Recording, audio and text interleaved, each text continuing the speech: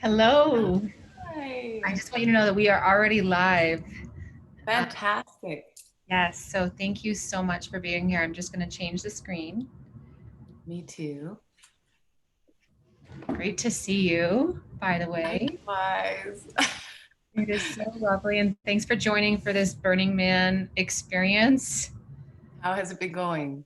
It's been going really great. Yeah. So there have been some pre-recorded sessions and some live sessions like ours that are being live streamed on YouTube. And so, yeah, it's been really wonderful to have so many people coming together to present a program for those who could use that connection, that creativity, everything that Burning Man brings. So, All of us, which is all of us. which is all of us. Is it okay if, like we discussed, we started off just with a little bit of Q&A? Yes, please, let's do it. Awesome. All right. So, your meditations have been heard by countless. I was actually thinking, like, is it millions? I think so, yeah. I think we reached the millions, yeah. That's amazing. So millions of people around the globe literally have been touched by your work and your words and your writing. Mm. And one of the things that really just made me fall in love with you was your story in terms of how you got here, how you came to use this creative expression both to heal yourself and to bring healing to others. And I'm just wondering if you'd be willing to share a little bit about your journey. Mm-hmm. Um, I think if we want to go all the way back, we can go to my childhood as a little girl. And I by no means had a harsh kind of environment growing up. I was loved, I was held, I was encouraged. Um, but something in me always felt somewhat afraid and overwhelmed by the experience that we call life. And wasn't able to articulate that kind of overwhelming feeling that I had as a little girl.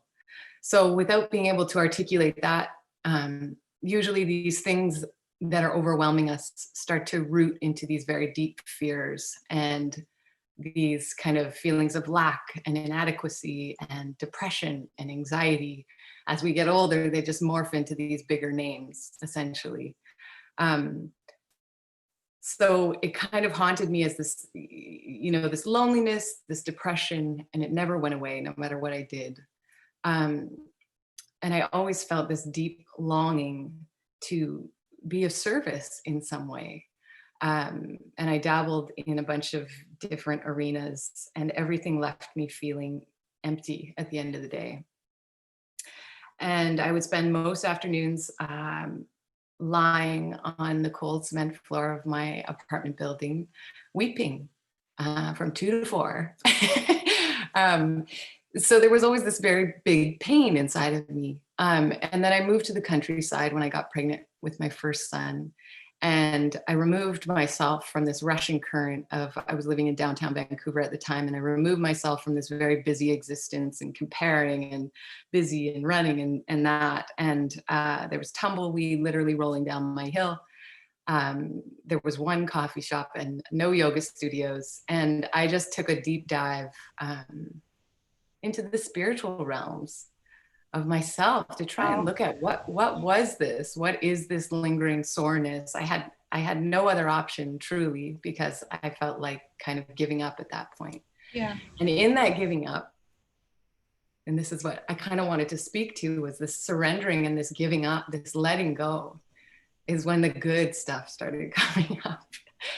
And that's when the pain actually came to the forefront, almost as a gift instead of a torment. And it started changing into something that I wanted to dance with and engage with. And then it came in the form of writing and creativity. And then it came out as these guided meditations and poetry. And I added music to it. And then it became its own kind of thing. And now it's millions of people, reading my journals with me, essentially.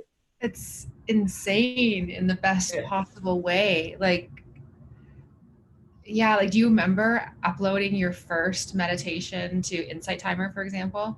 Well, I had my stuff up on SoundCloud for a few years, and I had a few religious devotees. But the day that my first meditation went up on Insight Timer, I had received like thousands of messages, and it was like all of a sudden all over the world. And it was actually I went into a little bit of like, people were like, "You're the voice of God," and I was like, "Oh my God, what's happening?" Like these were my journals now, right? And I was like, "Oh, I didn't realize there was going to be such a huge effect. This was not planned in any way." Yeah. And what do you think it was? Like, what ingredient or ingredients do you think has attracted all these people? You know what? Nobody talks about both and. Like I feel like we want to hear someone's human experience. We want someone to say, like, I feel depressed most days, but this is the choice I'm making to move through that. Like, I think the reason it was embraced was because I was speaking to the entire spectrum of the human experience, and it was relief for people. It was like, oh, thank God. Now I can approach this pain. I don't have to keep running from it. This woman's approached it and she's making poetry out of it. Yeah. So it's like, it made it safe for people to approach some pretty big, frightening things, I think. And I think it was kind of like, oh, great, we can talk about this, right? For me, there was just something so powerful about knowing that you didn't have it together all the time. Mm-hmm. Both past and current, that made it so that your meditations were just that much more meaningful. I mean, they're beautiful on their own without the context. And I didn't know the context before, and I loved them. Yeah. But then just getting to know you as a human being in your realness, in your humility, in your rawness, in your vulnerability, and in your strength and your poetic style. I mean, it's just amazing. So it's just such a testament to the power of vulnerability. Thank you. How important that is. Yeah. Who are your mentors? Oh, sorry, go ahead. That's just what we want, is all I'm saying. We all really want to feel that vulnerability and the strength that comes with it. It's like this strong spine. And that's why I think the most profound people in our lives were the ones that embodied that vulnerability and the strength that came with that vulnerability. Or you put the words to it, that maybe some of us wouldn't be able to do. Like, I certainly do not have the poetic vocabulary that you do. And so, having that vulnerable strength, then it's created it with these beautiful words. I mean, it's just, I'm so grateful. So my next question who are your mentors? Who are your guides? Who do you look up to? So many along the way. It's always hard for me to recount them all because I have to go all the way back. Clarissa Pinkola Estes was one of my first ever. So she was kind of like, she spit me into the world of it, with Women Who Run with the Wolves. Carolyn Miss, poets, David White, Mary Oliver. I've always been studying poetic writers because I love the poetry of things. So poets have been a major part of my journey. Who else? Adele? Everyone. I feel like I've read every spiritual text there is. I Am That was a major, major pivotal moment in my awakening. Beautiful. How do you choose the topics for your meditations or for even your series? Yeah. When I first started, it used to come it was always something I was chewing through. So it was never something that was unfamiliar to me or not something that I was trying to digest myself. So it would usually come in but sometimes I'd get one, like I have one called Dear Women of the World, and I didn't even want to write it. It just came. It was like, Dear Women of the World. And I was like, oh, do I have to? Like, so it almost is like a strike of lightning came through, and then I wrote about it. But most of the time it was either something I was processing personally at the time or something that had been bugging me for a long time. And then I would go and I would just finally answer the call, because it would come as a call or like a sentence, like surrender or accepting change. And then I would go and I would flow right on it. And yeah, that's how it worked. a dance. Wow. I can't wait to listen to that one. Especially when I picture you saying like, really, Spirit? I was like, oh, really? And then I really ended up liking it and I understood it and I got it. But yeah, that's definitely how it works sometimes. Oh, that is so cool. Mm. Can you tell me a little bit more about your piece on the warring self versus the infinite self? Yeah, that's a big one. Mhm. I have always been prone to anger. I guess I had the first response to my fear and my overwhelm was anger or rage or, you know, kind of like, I totally get that. that was my first thing, you know, and I realized when I got angry, the world would shift, my husband would shift, things would, you know, help me put things in order. You know, my husband would kind of go, oh, my wife's freaking out. So he would rise. And it was my way of a very weak power to kind of get things to start not overwhelming me. It was my way of saying, help, I need help. Yeah. And then people would come in to try and help. But it was, I realized, a very unhealthy way to do things. And as a mother of two young children, I realized when I felt scared or overwhelmed, anger is my first response as well with them. And then that's, you know, when I had kids, that's really when I wrote that piece. Because when you have kids and you become a mother, you become really wanting to change this. You realize these vulnerable beings and you just go, whoa, wake up now and use this. You know, you don't want to keep hurting these innocent lives, and you are. So I used that anger and I wrote my warring self versus my infinite self. And I did that by sitting in my anger and finding the still version of me within that.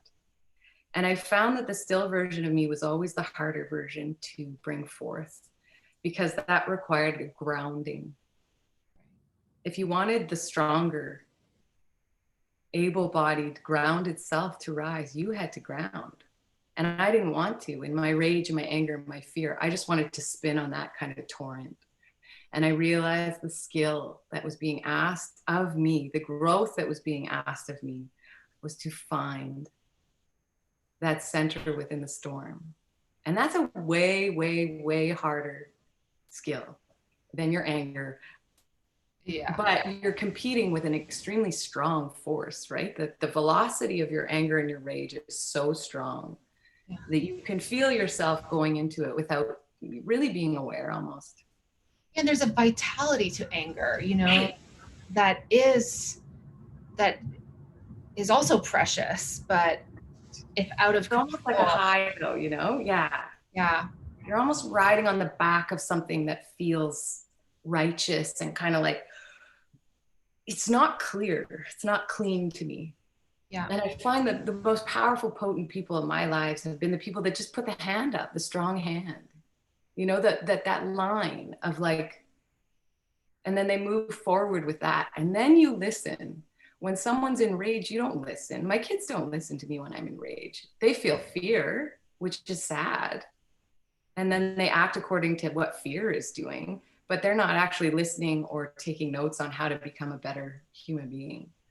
So I understand how, you know, rage and anger are, you know, there is a creative energy to it, but I would argue that maybe we should be using that to channel the deeper earth, right?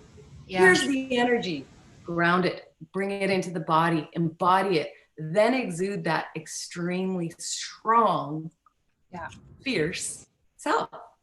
Yeah, I'm working on a definition right now of like what anger means to me, like the healthy aspect of the vitality. And I mean, it doesn't fit perfectly well, but I'm mulling over, I love you, but I love me more.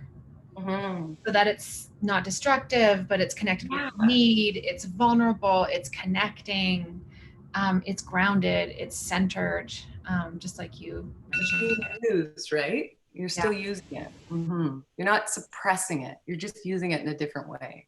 Right. Yes. Yes. Channeling it in a health focused way.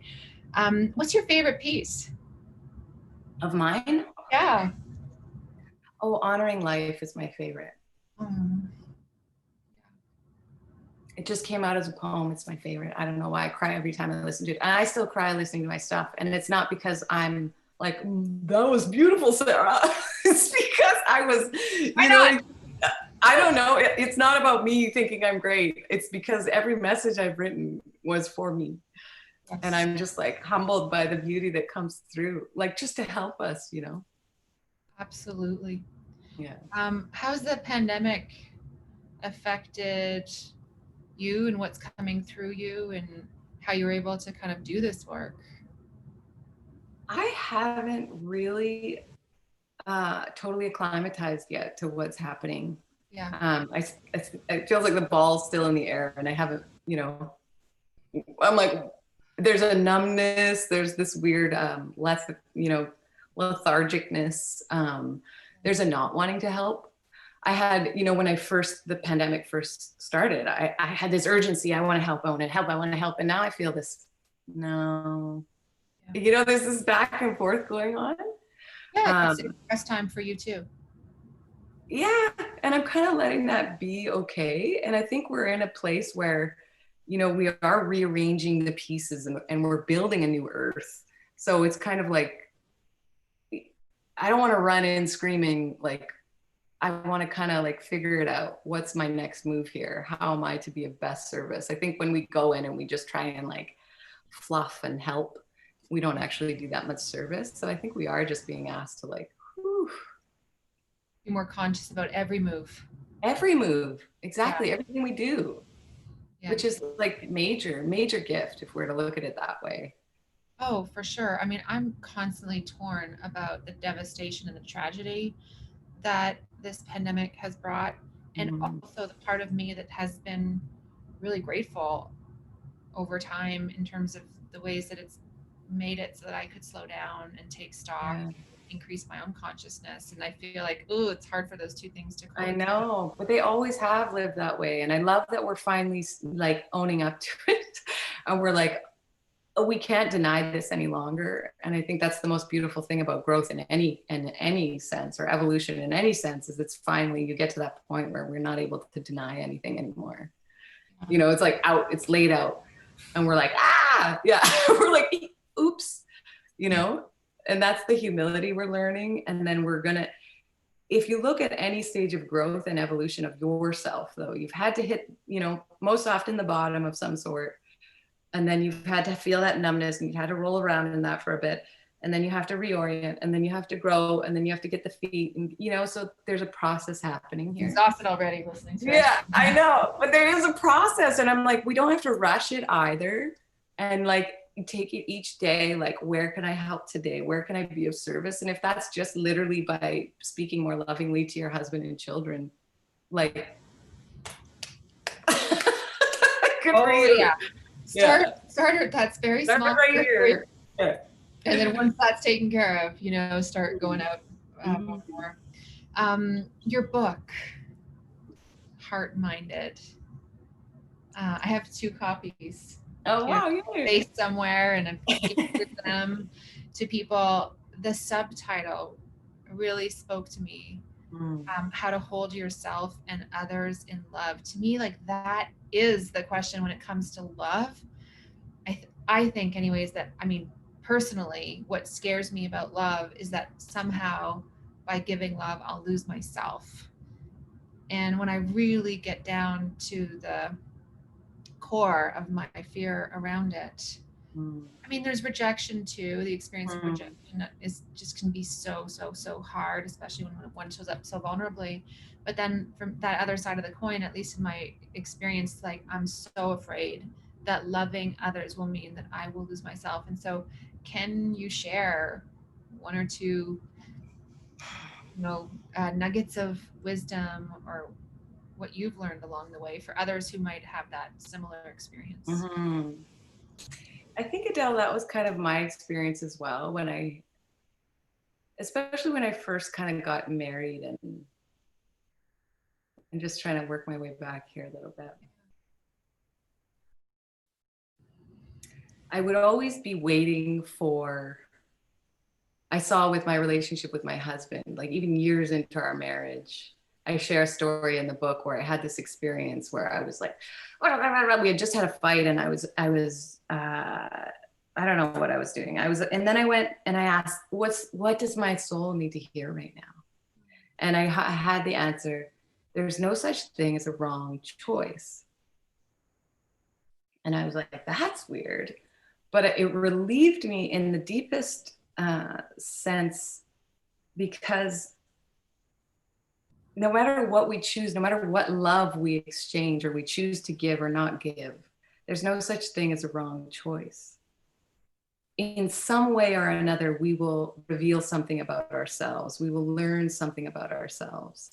So it allowed me to relax and sink into the love that I had with my husband, because I think a part of me was bracing, like you're saying, like if I give love, I'm going to get, pardon my language, fucked somehow. So it's like, or yeah, right, yeah, something's going to happen. And if I totally give without, an abandon, like you're going to get me. And I realized how I was holding on, not giving fully to my husband, like a drain, like the tap being left on, draining the love because of fear that something may happen or may not happen. And it was denying myself a greater love. And I saw that I had given a cap. I had put a cap on the amount of love I was willing to give and receive. And I was like, no way. First of all, there's no such thing as what you think someone can take from you, or what you're fighting so hard to hold is yours. Yeah. There's nothing anyone can ever do to take or deplete or drain, or that is an illusion in the biggest sense of the word. So I was like, whoa, I'm like fake holding on to something. And also the only thing I'm doing is denying myself love. And if I was to love abandon and I lost myself and everything went to hell, I would still have more than I had in the first place had I continued on that, trajectory. So I just saw so clearly how this was draining my ability to keep receiving love. So monitoring the tap was monitoring the tap, putting the cap on. I'm only allowed this much. What, a cap? To something that's literally, it can't drain. Like love is eternal. It's the only thing we're made of. It's like the bottom of us. It's the only thing that it makes flowers grow and the sun, the moon rise. And I know that sounds so fluffy, but it's truly the only thing that's operating in this universe. It's the reason we're alive. And we have all these restrictions. Exactly. And it's just to protect the heart. It's just to protect the heart, protect a heart that can't break. It's so silly. We're like, I got to protect this. I got to preserve this. It's like, why? You can never run out of it, and it can never be broken.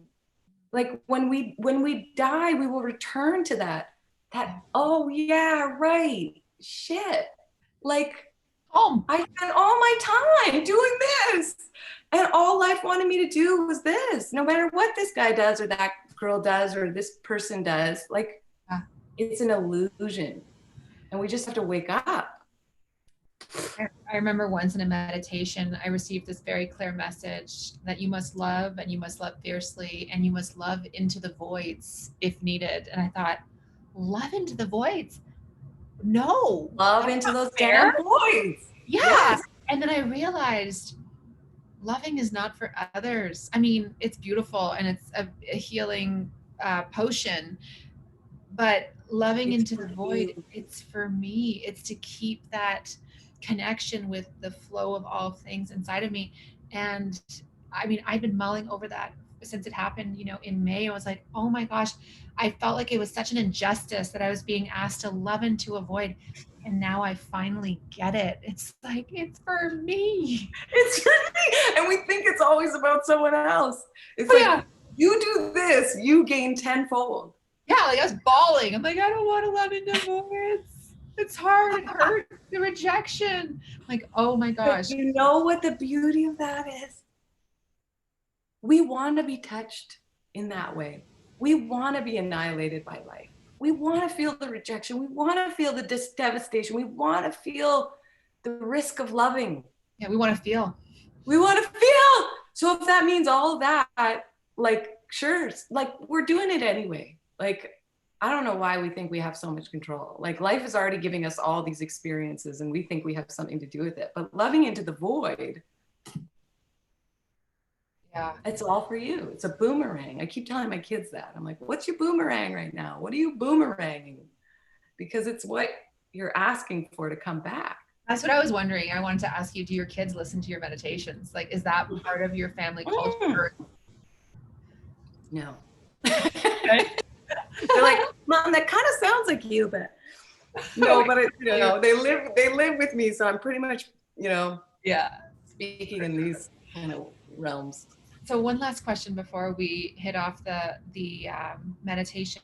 So along with a number of colleagues and definitely interested in bringing in other collaborators, we're looking to study the concept of love, and we're going to be learning from people's psychedelic experiences about love, either feeling love or feeling love from others or for others, in an attempt to define, understand love in a deeper way so that we can bring it back into conventional psychotherapy, medicine, and just life, to make it so that people are more comfortable speaking words of love, engaging in actions of love, um, Mm-hmm. with more ease. And so I wondered, what's your definition of love? You're one of the experts I'm like, am of I? love. To me, you are. Okay, hold on. Oh, love is just like who we are without the story. So if we can, I guess love, I guess, is a selfless act, truly. Um, to show up without the bags, right? Without the story, like the resistance, the judgments, the projections. And that's ultimately why we do any spiritual practice, is to disrobe. Yeah. So that we can find that version of ourselves, which is pure love. I mean, the deeper I go within myself, the more I'm humbled by the amount of love that is inside of me. Um, so love is just showing up without the resistance to it, um, to embodying yourself in the purest sense, I guess. That's very esoteric, Oh, but it's beautiful. Bill Richards, who's someone that I really admire and respect, and he does a lot of research on spirituality in the psychedelic space. He sent me Mhm. an email recently and talked about his definition of love. I'll read it for you. Yeah, please. Because I know you're not investigating sentimentality or romanticism, but trying to acknowledge what I might call an intelligent, powerful healing energy that mystics claim radiates from the core of being itself. And I Mhm. think that's exactly what you described. And so, um, I mean, that's just so beautiful. So, on that note, thank you so much for agreeing to guide us on this meditation. And I will turn the floor over to you and your poetry. Great. Okay. Um, I think I want to start with a little bit of breath work today, if everybody wants to do it. It's pretty simple. A girlfriend of mine named Biet Simkian, who's another meditation teacher, taught me it. It might make you a little bit lightheaded. We're not going to do it for very long. But what you have to do is you're taking sips of air in the mouth and then out the mouth. And we're going to do about 5 of those. And on the 5th one, you hold full at the top. So I'm just going to show you an example of it first, and then we'll go, and then I'll show you how the whole thing looks like. Okay, so.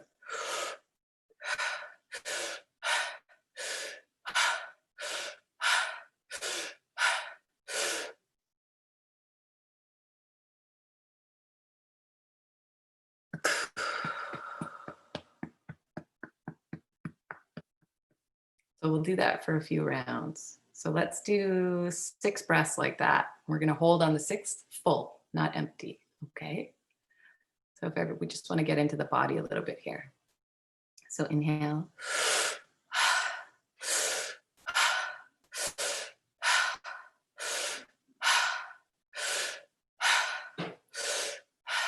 Last one. Hold.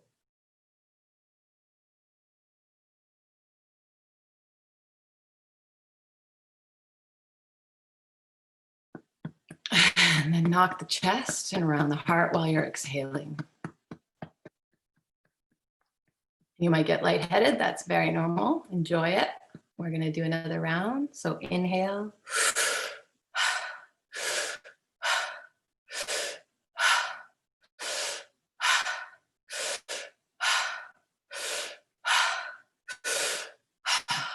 Last one, hold.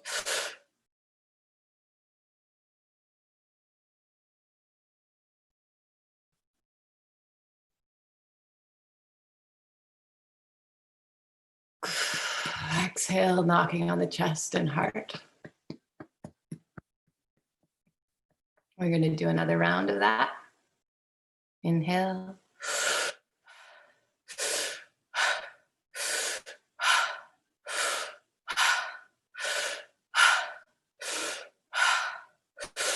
Hold.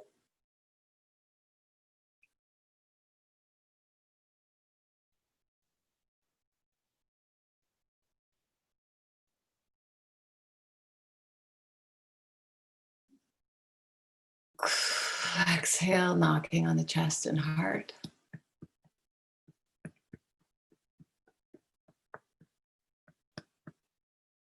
And we're going to do one last round of that. Inhale.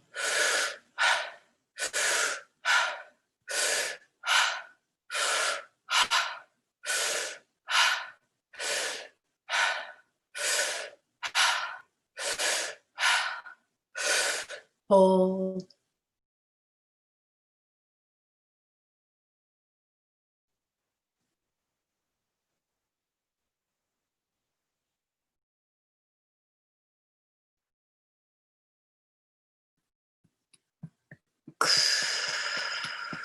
Tapping on the chest and heart.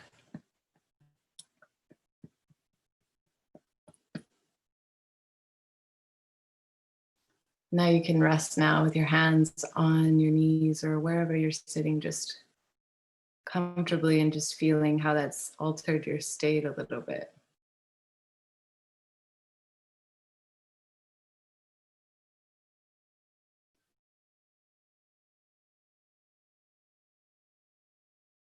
And just breathing slowly. We're going to take some inhales and sigh out, making a sound. I call it the sigh of grace. Inhaling.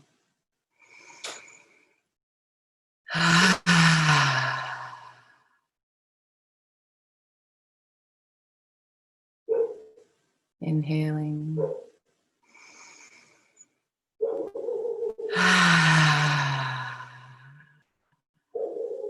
Sorry.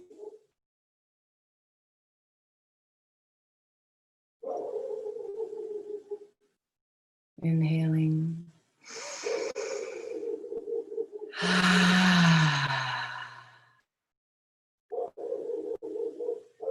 My dog wants to be part of the meditation. So we're going to use her bark.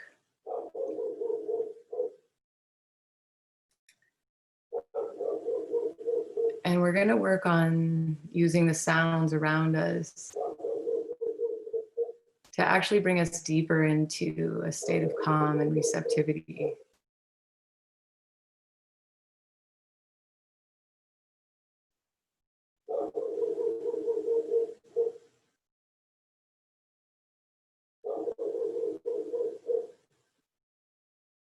So every time we hear her bark, we're going to actually use that as an invitation to drop a little bit deeper into our seat of awareness.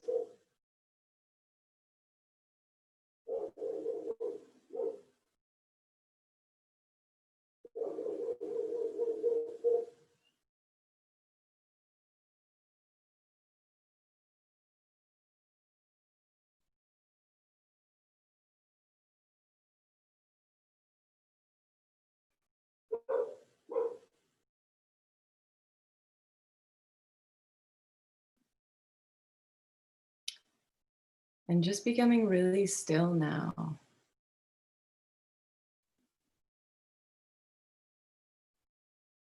Letting life come all the way in.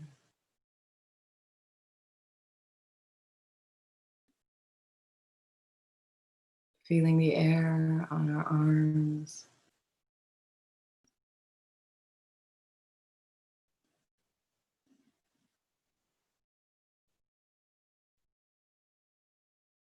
Feeling the silence holding us.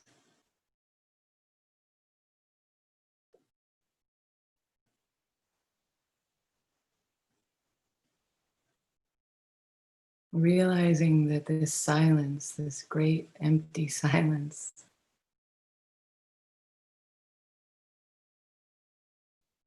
is also a type of grace offering it to us at every moment we are alive.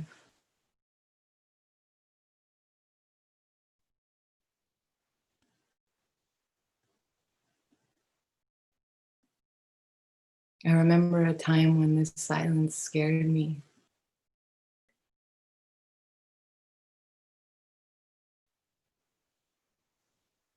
I remember when it held all the voices of my torment.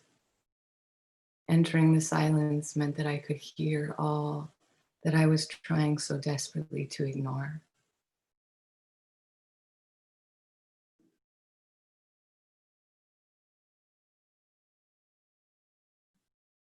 But I see when we become still and we offer ourselves to this silence, these voices are meant to be gifts. These voices are trapped energies that are not yours to carry.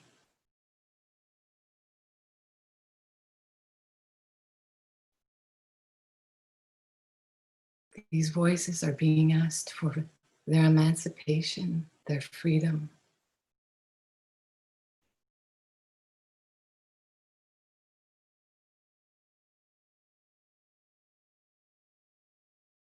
So, whatever may be lingering, whatever may be rattling around in your rib cage,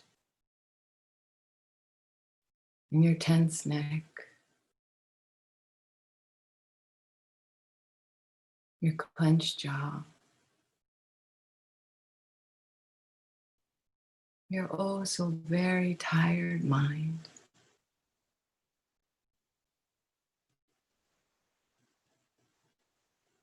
Accept them here.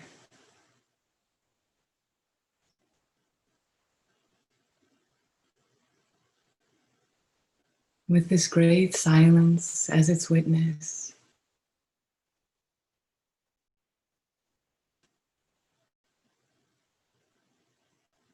Lay them out on the floor in front of you.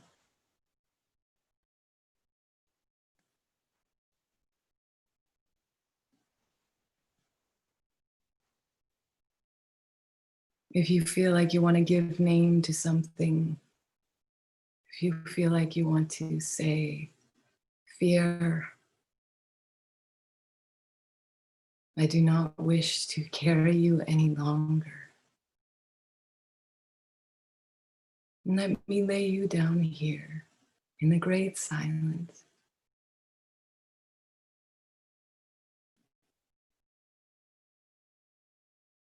I am strong enough.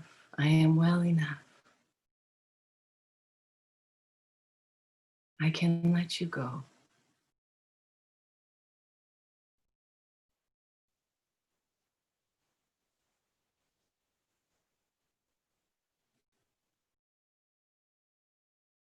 If you have anything else that's bothering you or that's asking to come forth, I'm going to give you just a minute here of silence to do that.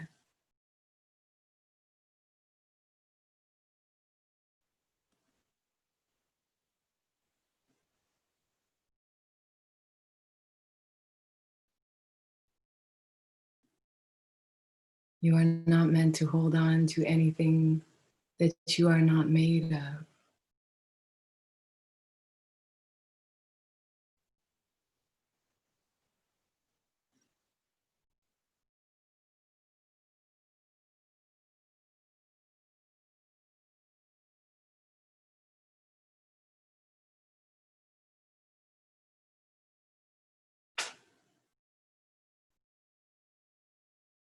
You can choose to let these things be.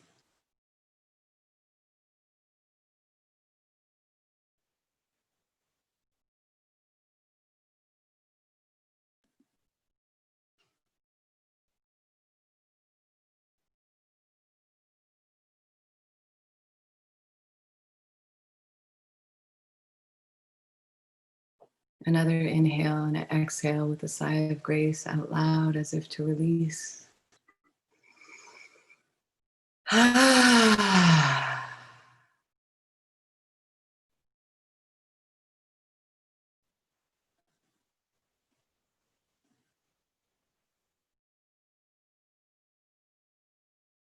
Turning toward yourself now.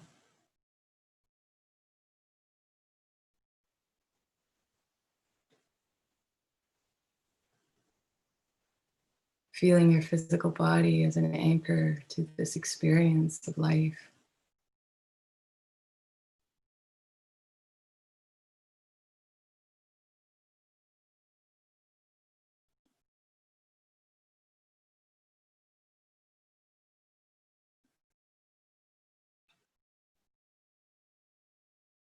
Seeing yourself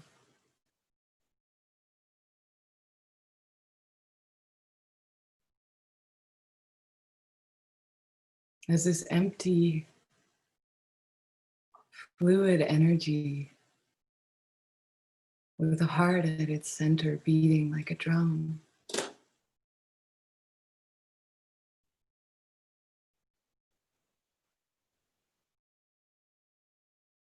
Focusing now on the heart center, imagine that your heart is breathing.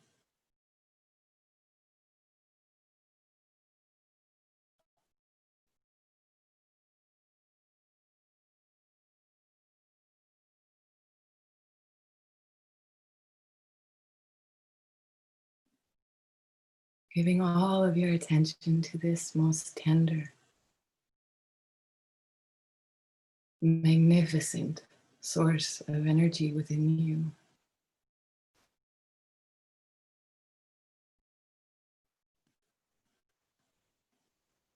Kneeling as if you would a great guru before this beautiful drum.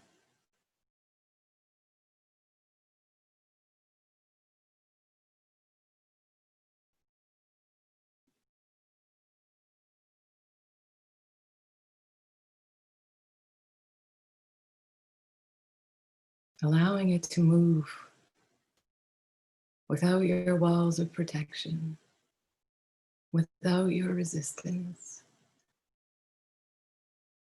without the stories and drama. Allow your heart to be as it naturally is.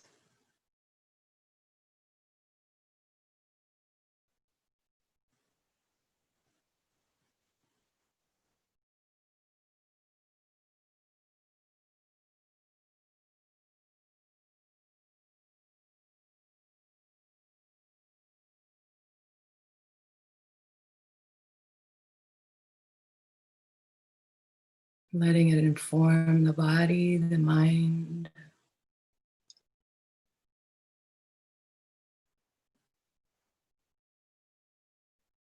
Handing your control to this place within you.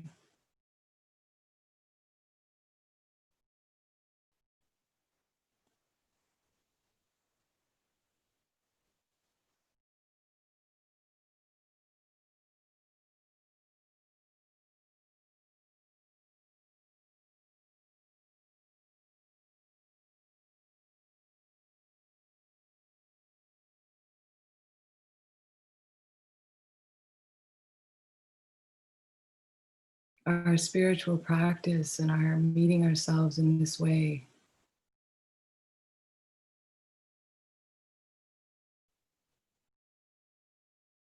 is intended to help us become so rooted in the heart of being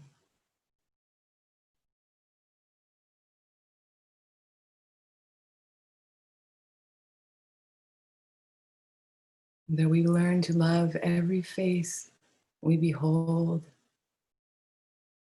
every experience that we are rattled by,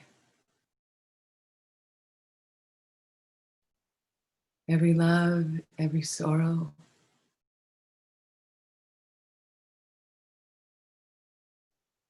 all goes through the sieve of this magnificent heart.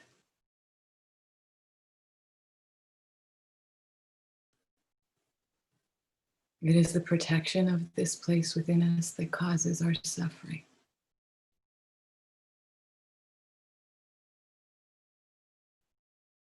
It is our not allowing all the textures of this experience in.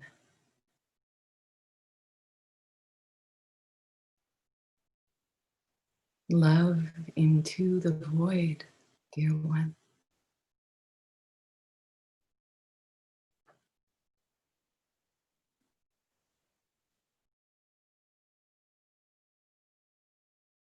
And there is nothing for you to do except move out of the way.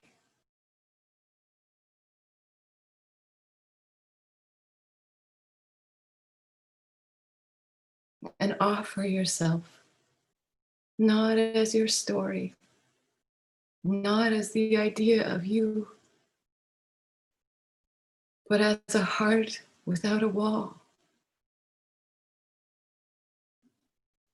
Remove yourself from the equation.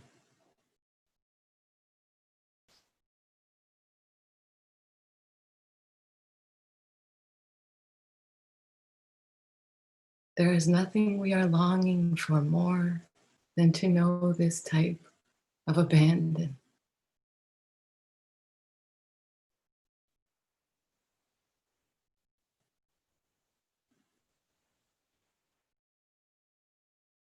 My 4-year-old son told me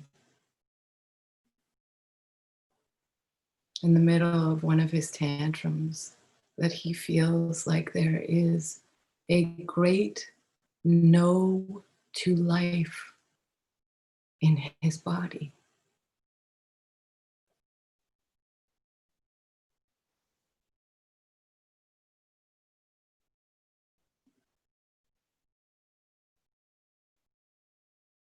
There is a great no to life, I said to him.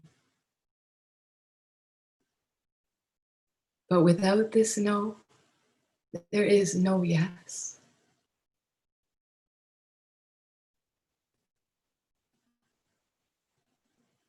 Be wise, sweet one, and do not close yourself from love, from life. Do not spend your entire life teetering between fear of life and fear of death.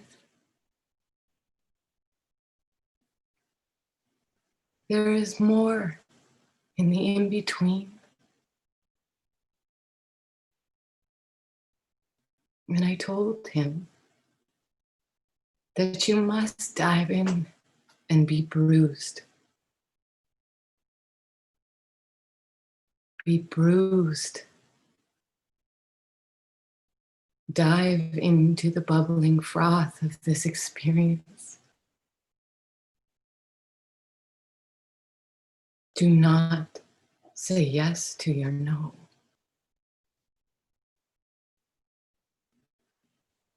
Be wise, dear one, and do not live in your no.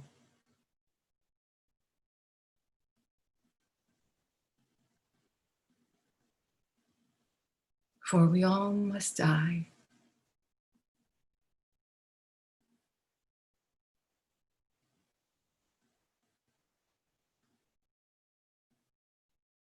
And we all must live.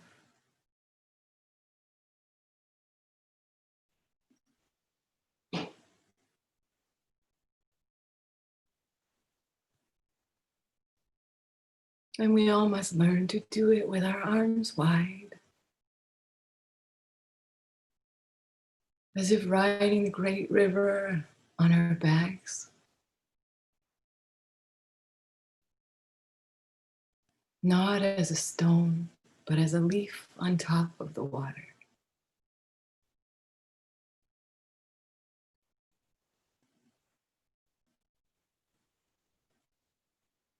Know that your no is within you. but that your no makes yes possible.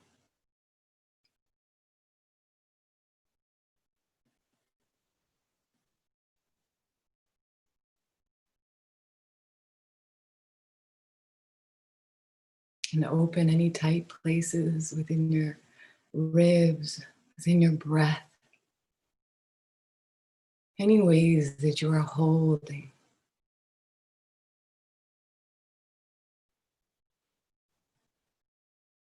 Allow the physical body to sink.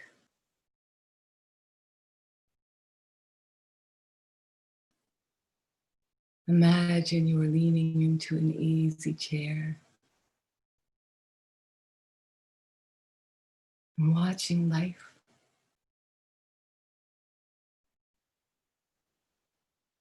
move in and touch you.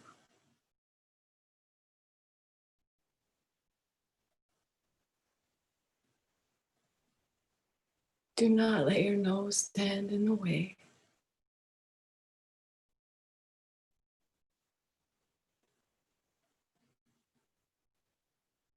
We long to feel all of this.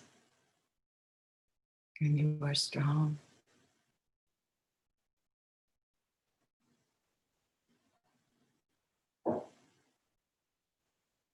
You can handle it.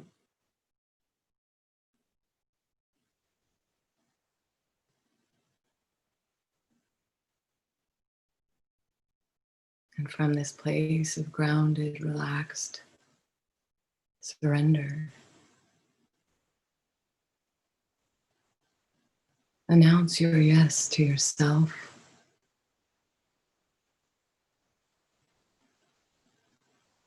Announce your yes to this life.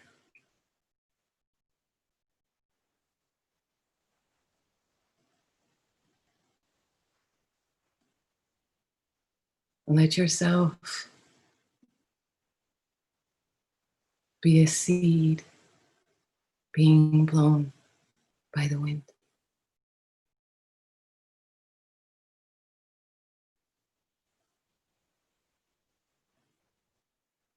And if the heart ever threatens to close, imagine that it is breathing.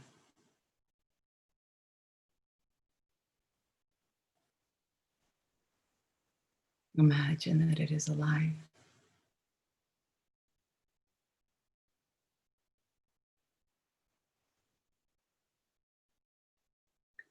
And if ever truly in despair, place both hands on your heart and gently say, "Wake, heart."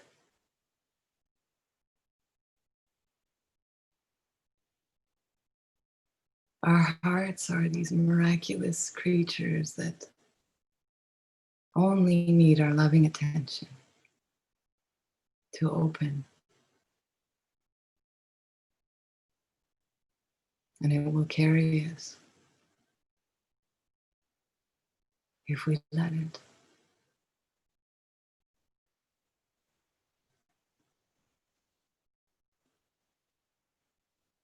Wake, heart.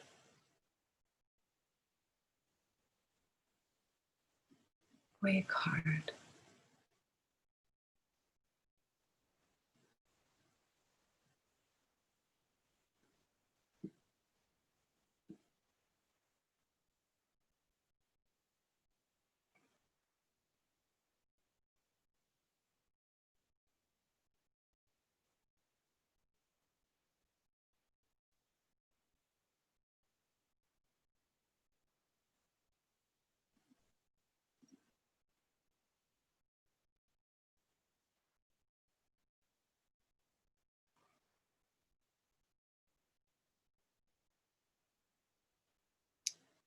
This place is here for us always.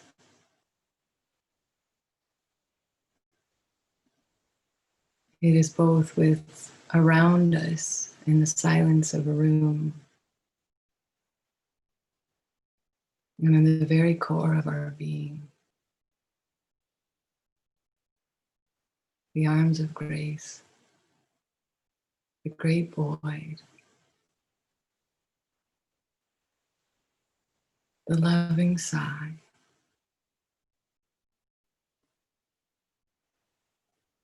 The benevolent wind.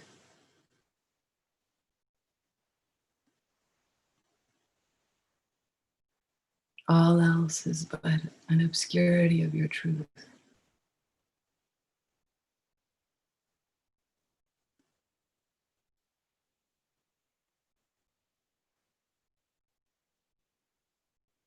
Resting deeply in the self, knowing that it is you.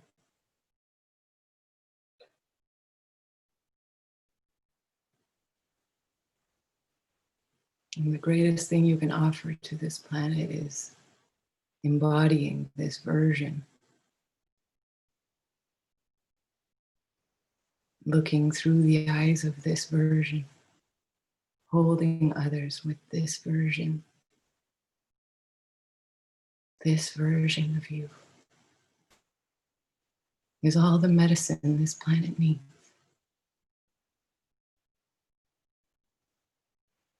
And it's not so hard. Doesn't it feel so good?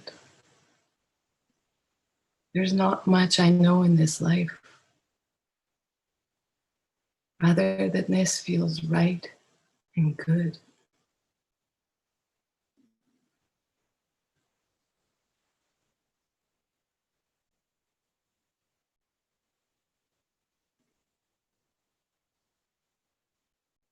May you be well. May you be happy. May you be safe.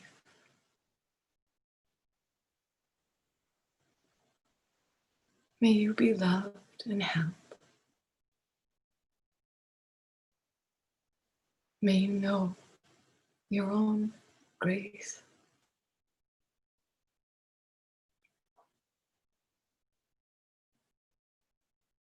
Blessings. All of my love. And opening your eyes whenever you're ready. And coming back into the room.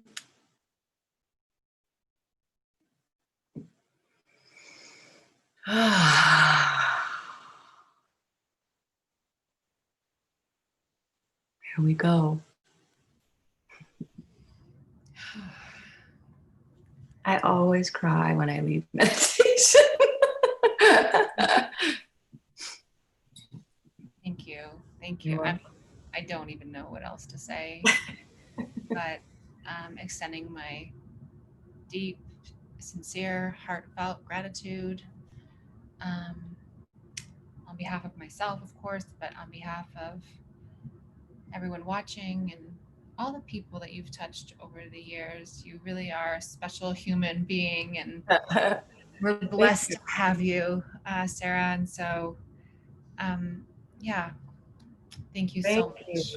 Thank you so much. Thank you for creating the space and the arena for this kind of support. Yeah. And I just want to give you the option to have the last word before we sign off.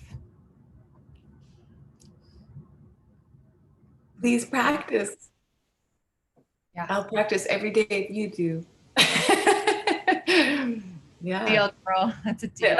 Yeah. Okay, good. Thank you, Sarah. Enjoy the rest of your evening. And yes, likewise. Thank you. Be well, everyone.